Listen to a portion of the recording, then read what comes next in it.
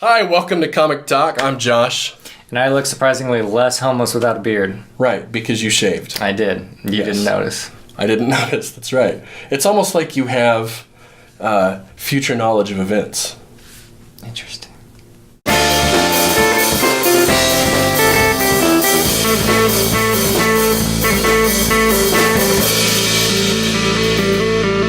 Okay, this is our weekly pull list review for July 13th. And this is take 2 because we had some technical difficulties. So we're going to shotgun this at you because we did like half an hour that you don't even get to see. Yeah. We're not Nobody doing it does. again. And it's not, we can't just do it again. It'll sound like bullshit. So we have 6 titles that we read this week, 5 that are on the pull list, 1 extra title. We have Action Comics number 400,397 and a half. Daredevil 9, I think. Vision, I think also 9. Power Man and Iron Fist number 6. Descender number... Where the hell's the number? 13. And then we also took a look at Millarworld Annual 2016. Totally did. So let's start off talking about Action Comics, and again, this is going to be pretty rapid fire. We're just going to give some general impressions. So yeah, this one's continuing the storyline of them fighting Doomsday and stuff. The standout really for me here, as I mentioned in the part that nobody will ever see, is that we really get more perspective on the initial fight with Doomsday, the first time it happened, and the consequences and impressions it made on everybody. Then we got in the actual issue when that first happened. So it's actually more deep than the fucking first time it happened. Right, yeah, this is like a introspective look back at his original Doomsday fight, and like you said, how it affects everybody, how it affects his mentality. Lois's perspective is a big part of this. Right, and so we're watching the fight now, but I feel like he has a huge advantage now, and it's also brought up in here that, he says himself, like, I'm much more ready this time, I know how to fight him, I gotta keep my distance from him. And he also has Lex Luthor in his power suit helping him out. So yeah, there's a little Mystic Box thing. So I think they're going to team up. And it's not so much a worry of, is he going to beat Doomsday or die this time? So obviously Jurgens knew that going in, that nobody's going to buy that we have to worry about him dying, so we got to do something else with it, right? Mm-hmm. So he used it to kind of help ease this transition back to the old Superman by doing this introspective look back at his past, right? So we can ease back into this character and be ready for the status quo of Superman a little better. So the other thing that we wanted to talk about here is this crazy ass Snickers ad that 3 fucking page ad that like interjects in the storyline, like it's directly in the middle of the fucking thing. You can see Superman, you can see fucking Doomsday. It's your sellouts, DC. The ad like pretends that it's part of the comic. Yeah. And so as you're reading, you think you're on the next page. It's like, what is this, like a guest artist? And then like you read it, it's like, what? Really? Why did Batman show up? And then he fucking hands him a Snickers bar and he makes a goofy face. Yeah. It's like, what? Fuck you. Like, It really soured my opinion of the book a little bit, and it's not like Jurgens or the artist's fault or anything. It's just DC being bullshit DC. Yeah. Charge another $1 and get rid of like the half of this is like fucking ads, and it's bullshit. Right. I don't care. It's not worth the $1 to pay $2.99 if half the book is ads, and especially if they're gonna pull me out of the story and make me have to like reassess and figure out where I was at again because it like took the story and like in this wacky like left turn. Who would not be pissed off about? Yeah, it's bullshit. Yeah. Okay, next. Let's talk about Daredevil number 9. This is Sol Suzuka and Mia. So in the last issue we got a little reveal at the end that Spider-Man was showing up, and this issue really doesn't accomplish anything. They just kind of go on this romp and take an issue to solve something that could have really been accomplished in like a panel. Right. But that being said, we both felt it was very strong. We got some interesting character perspective. Spider-Man is awesome in this. I want Sol to write Spider-Man now because I feel like he does a better job than Slott most of the time, honestly. Yeah. This was very funny. which is nice. It's nice to break up what's been a pretty dour run of Daredevil. You know, we had Wade's run that had a lot of fun in it, and it got dour as it went and darker and more soured. But it was fun to have this lighten things back up a little bit for a while and show that Daredevil still has that swashbuckler in him. Sure. And also, we liked the fact that at the end of this, we have this whole exchange where Matt comes out and tells Spider-Man the general concept of what's going on. Because Spider-Man says, I don't know if I trust you. I don't know why I don't trust you. But right. Yeah. And Matt just, you know, as Matt's character, I think it's a very good characterization of him. He realizes that he would feel very guilty if he didn't, you know, tell Spider-Man the truth on what's going on, because Spider-Man's a good dude. We still don't know if it's a half-truth about the briefcase, though, or a misdirection or something like that. Then we also liked the bit about where Spider-Man's giving him a shit for going through a black suit phase. Right. I'm saying that he's been there, too, and he doesn't want to stay there for too long or he'll end up in Punisher Town. Right. You know, so, great like meta-commentary on that, which Spider-Man is perfect for. Yep. Artistically, there's a lot of great paneling here, a lot of great perspective. I did feel like a little bit of the art was a little underdeveloped this issue. I like the way it looks, but I just wasn't super happy with the finishes. Sure. Vision number 9, King, Walta, and Belair. So in this one, we get basically a whole issue of Victor. And Vin? Yeah. So I felt a little bit weird with this one because it mirrors in a weird way the Civil War II stuff with like the precog ability and you know, it's sort of, I guess it goes kind of a little bit against what's going on there with the whole idea of punishing people for crimes that they've already done, but yet here they're like going the other direction and they're like actually trying to investigate it, and I'm not sure if he's trying to mirror that or like balance it out, but it felt a little bit like it was supposed to tie into it somehow, which is a little weird because this has felt pretty self-contained otherwise. Yeah, and I, again, really didn't feel that way. I mean, Vin, as far as I know, or Victor, as far as I know, is like pretty far removed from all that. That's just a character that he decided to bring in from, you know, second series Runaways continuity like for fucking ever ago. And we've known for a few issues now that shit was going to hit the fan at some point in like a serious way, and not like neighbor kid accidentally getting murdered or, you know, resurrecting a dog in a super creepy kind of way, but like Vision trying to like murder everybody. Yeah, well, and we both definitely liked the Victor stuff. We really liked the vibranium aspects and how it's portrayed as almost like robot heroin, right? And we have all these interesting threads about how it affects the whole like Vision family. You know, we see its effects on Victor causing some problems, and then he alludes to the fact that they have like this giant piano full of this stuff in their living room. Yeah. Which kind of, you know, alludes to this idea that maybe they're all like, you know, vibranium poisoned a little bit, which is probably not helping the situation. Right. So a lot of cool stuff going on here, and man, Victor was done really well. I thought that was really cool. For sure. Cool. And then the ending is awesome as usual. Another really intense ending. We're definitely, though, he's using Victor in this thing to really get to the third act, right? So he can have like a big explosive ending. Yeah, because we got 3 more issues of this. So right, and then it's over. Where we're at, yeah. All right, let's move on to Power Man and Iron Fist number 6. This is Walker, Flaviano, and Rausch. This is a different art team now. It was Walker and Luridge, not Walker and Luridge, who was it? Green and Luridge. Green and Luridge. So the art takes a turn for maybe a slight dip in quality. And this is also, obviously, as you can see on the cover, pretty heavily tied into Civil War II. So how'd you feel about it? I didn't feel like it was as strong as the last issue. It wasn't as funny or really, like, sincere, well thought out, whatever. But, again, I do like the fact that they get introduced to all the Civil War shit, and then they immediately like sidestep it and say, you know, we're gonna remain nonpartisan for this. We got our own shit going on.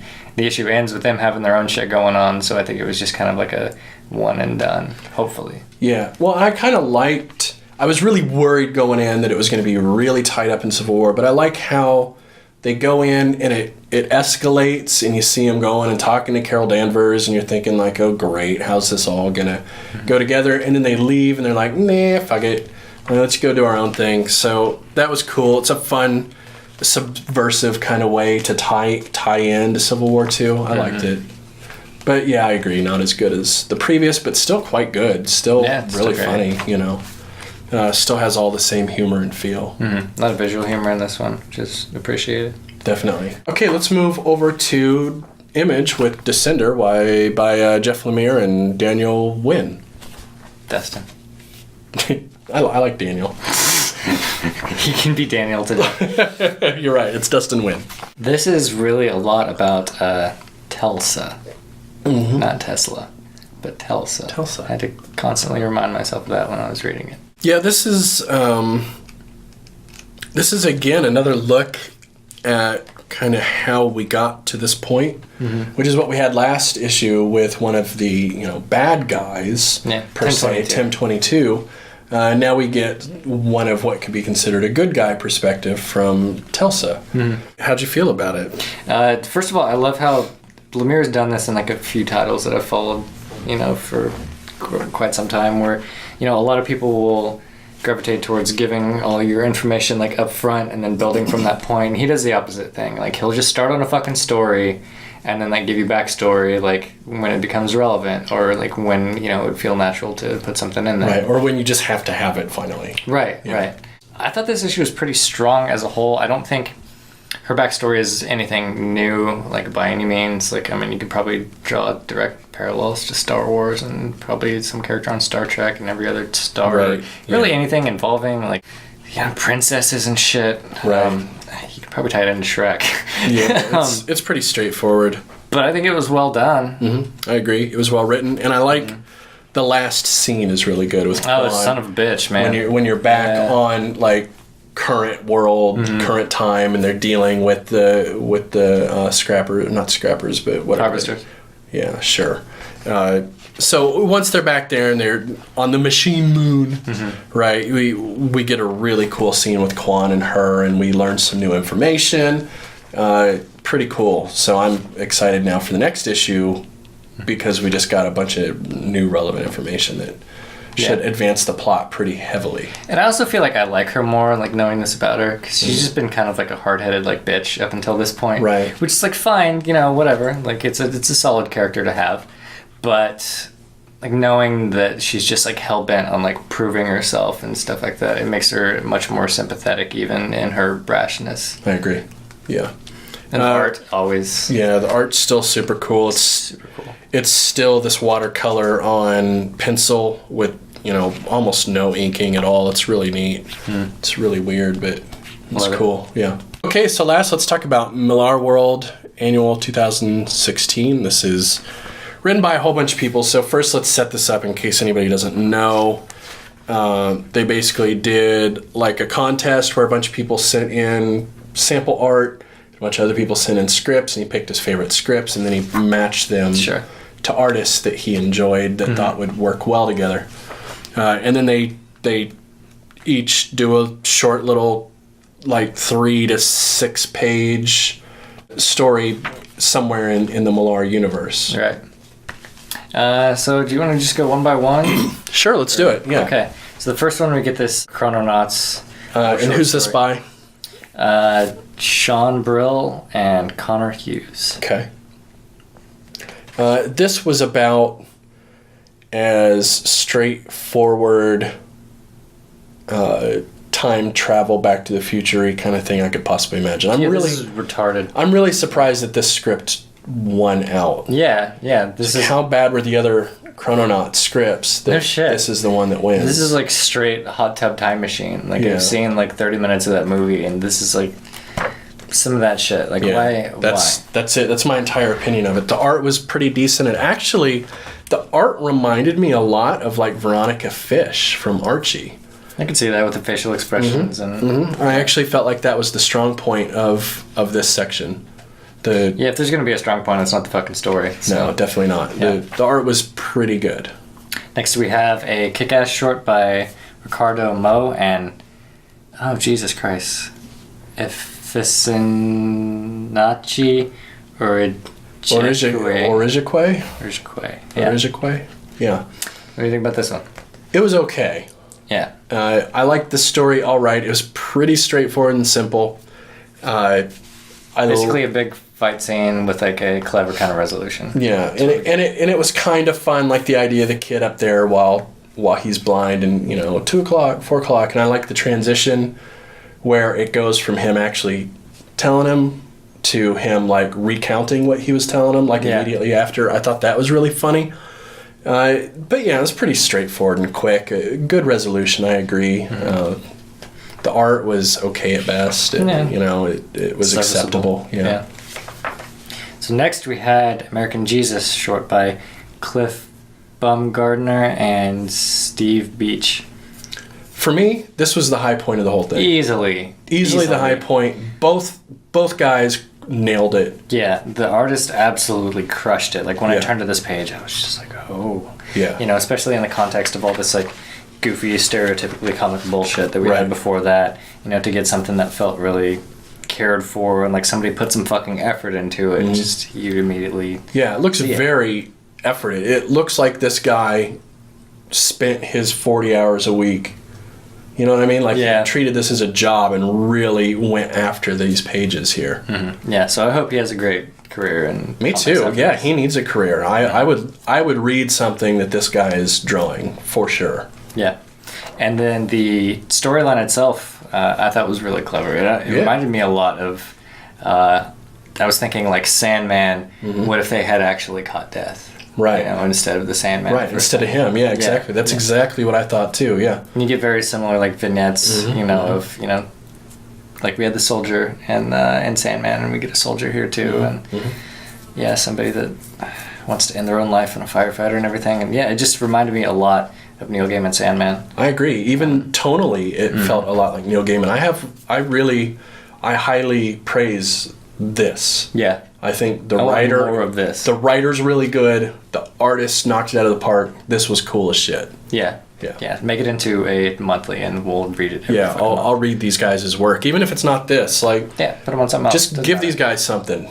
Absolutely. Then we got Kingsman by Philip Huxley and Myron Macklin. This was a scene that I've seen many times before. Yeah, it's done. It is straight out of everything. Besides Compton. I'm trying to think in the movie. It's got Wu. What the hell is that? The dude that ended up doing all the kung fu gangster movies. Oh, son of a bitch! It's like Brother or something like that. There's like a Chinese film. That this is literally straight out of, except instead of the mother, it's a blind girlfriend. This exact thing happens in this exact same way. She's in making tea, and they are fighting, and she keeps asking them questions, and they're responding while they're fighting to the death. Sure. And so to me, I was like, fuck this guy. He barely even counts as writing this. Yeah.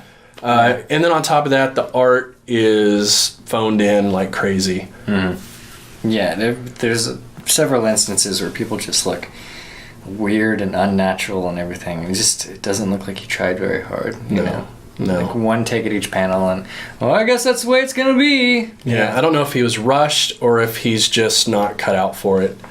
And the last one, I think it's now we got two more. Got two more. Yeah, so Starlight by Denise Camp and Pracheta Banerjee. Mm-hmm. This one, I liked the art quite a lot. Mm-hmm. I thought it was cool. It was mixed media, which I always enjoy mixed media in a comic. Kind of reminded me of Bloodshot. Yeah, me too. Yeah. Me too. Like a looser Bloodshot, though. Yeah. The writing was okay. There was nothing inherently bad about it, but it wasn't. It didn't blow me away. It just felt like pretty average. Yeah. There was a couple of things that I thought were like kind of deep, but then they were immediately followed by something like Super Cheese Ball. Yeah. So it was very hot and cold, and like quickly hot and cold. Yeah, it wasn't bad. I feel like for somebody's first comic, to be published, a little short that got picked up because he sent it in. Like, I say he did a pretty good job. I could see this guy going into their developmental team. Yeah, You know, that put him under somebody. And yeah, I can see this guy being pretty good, but this didn't blow me away. But I'm not familiar with the property either, so I don't know what he was working with. But again, the art's good. Yeah, the art's really cool. So yeah, I think that guy's ready to go pretty much. I think they could take Benirji and put him on a book right now, and he'd be fucking set. Yeah. You'd have to put him on a certain kind of book. Yeah. You know, he's you're not going to put this guy on like Archie or the Avengers or something like that. But you could definitely give him some weirder like B-list title, and he could go to town on it, and make it pretty cool, probably. And then last we got Hit Girl by Mark Abnett and Oscar Yildirim. This was a cute idea. Is really mostly what I have to say about the writing, because it's to call it writing. Yeah. I mean, I'm not trying to be a dick, but like I doubt the guy that wrote this really even necessarily considers himself much of a writer. There's not really much writing happening here. Yeah. It's like a children's book, which is clever. Mm-hmm. It's a clever idea because she's young, and this would be the kind of way that she would maybe remember things like this, would be in like this kind of format. Right. But it's whatever. Yeah.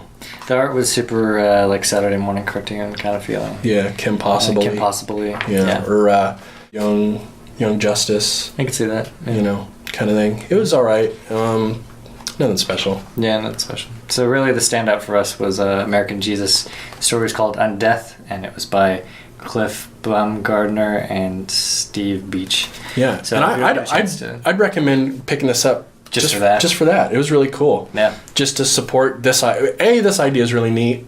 I like that he did it, and even if some of these aren't that great, it's cool to see like raw people do some work, and then you get a cool comic in the middle.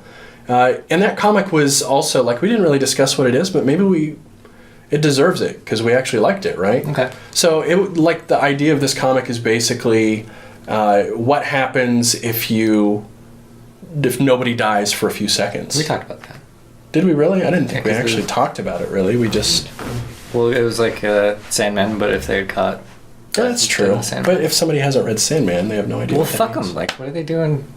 Yeah, right. Anything before they read Sandman. Go read Sandman. That's a good point. So it's like Sandman if death got caught, and if you don't know what that means, then you're fucking up. Okay, I'm cool with that. Okay. All right. But yeah, for a $2.99 book, I mean, this little bit, like the one comic that we're talking about, this Undeath part, has more substance than, really any given Rebirth title. So spend the same amount of money and get something, really insightful and... Yeah, I think so. I would recommend this $2.99 4-page American Jesus over anything we've read so far in Rebirth, even Tom King's stuff. Honestly, the Batman stuff. So, all right. What do we got coming up? We got some shit on Monday, and then we're going to do this again on Wednesday. Yeah, Monday we're going to talk about the Harvey Awards. Yeah. Yeah. I think maybe last time we said we were going to do the Harvey Awards last Monday, but whatever. Like, you got the other thing first. Didn't. And so now you'll get the Harvey Awards. Yeah. I think I'm going to grow a beard back just for that episode. That's a good idea. Yeah. But then I'll shave it again before the next Paulus episode. Cool. Yeah. Let's make sure to wear the same clothes we wore last week on our Monday that'd episode. be cool. Yeah, that'll totally confuse them. Right. All right. Facebook, Twitter, Tumblr, podcast, YouTube. Finish your milk before we leave the table. See you later.